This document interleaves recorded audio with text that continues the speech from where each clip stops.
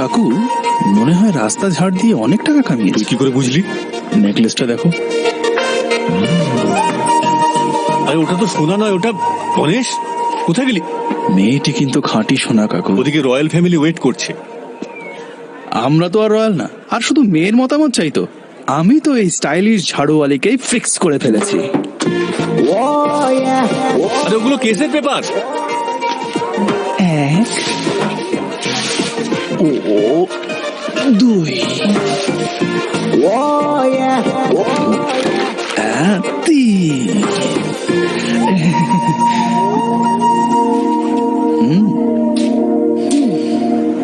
ব্যাপারটা কি রে?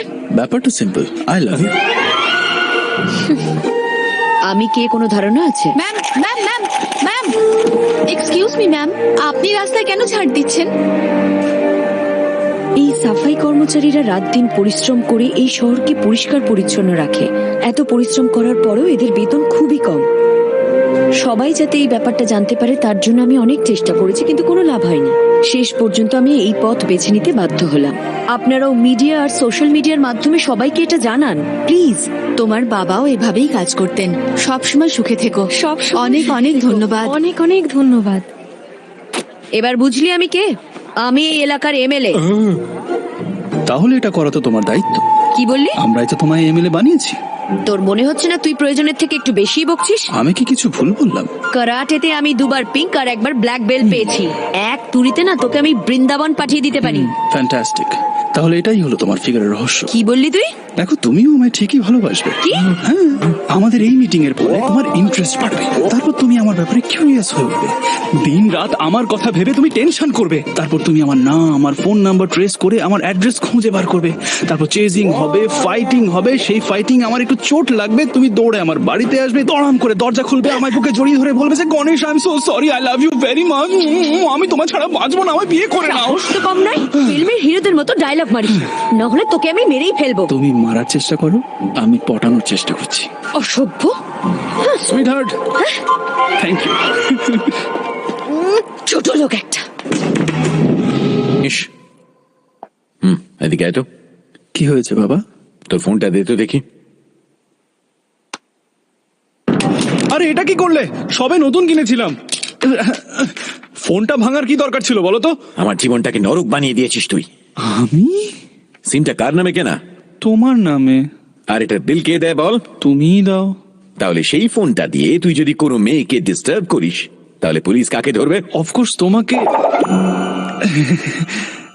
আসলে আমি এই রাজ্যের সিনিয়র আইএএস আইপিএস অফিসার্স আমার কেবিনের বাইরে ওয়েট করে শুধু আমার সঙ্গে কথা বলার জন্য।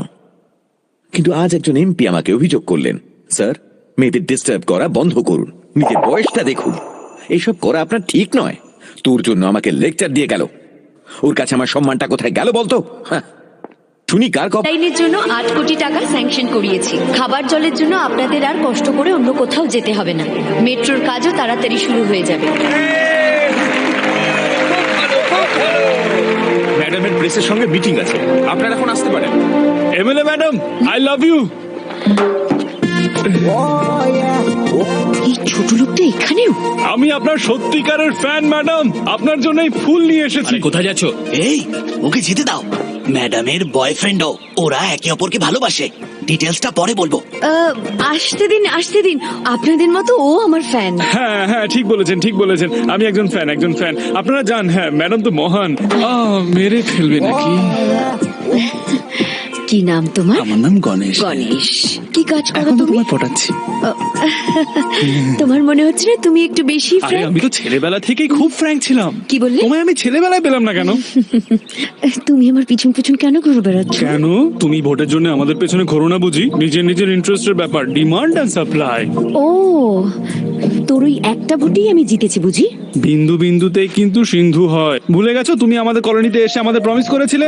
আরে আমি আবার কবে গেলাম? গিয়েছিলে গত ভোটে দাসপাড়ায় গিয়েছিলে না তুমি? বলো। গিয়েছিলাম। একটা ওপেন জিপে চড়ে এসেছিলে। হ্যাঁ, তো কি হয়েছে? তুমি বলেছিলে প্রিয় জনগণ, বলেছিলে কিনা? বলেছিলাম হয়তো। ফ্লাইং কিস দিয়েছিলে না? হ্যাঁ। বলেছিলে আপনারা সবাই আমার, বলেছিলে না? হ্যাঁ, তো কি হয়েছে? তো সেদিন থেকে আমি তোমার হয়ে গেছি। এই শোন, ওটা কি আমি তোকে পার্সোনালি বলেছিলাম নাকি? ওসব আমি জানি না, আমি তো পার্সোনালি নিয়েছি না। তোকে না আমি। সবাই দেখছে কিন্তু তোমায়। পরে দেখছি আমি তোকে ছোট লোক অসভ্য কথা